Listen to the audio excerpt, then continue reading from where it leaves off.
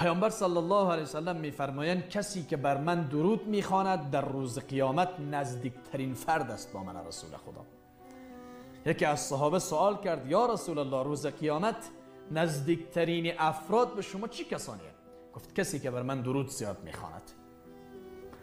دوم پیامبر صلی الله علیه وسلم میفرمایند در روایت دیگری صحابه گفتن یا رسول الله مستحق شفاعت در روز قیامت چه کسی است؟ میگه کسانی که درود زیاد میخوانند بر من.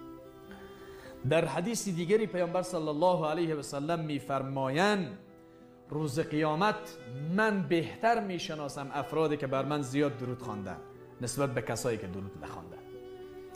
در روایت دیگر پیامبر صلی الله علیه وسلم میفرمایند کسی که بر من یک درود بخواند الله تبارک و تعالی 10 درود برش میخواند.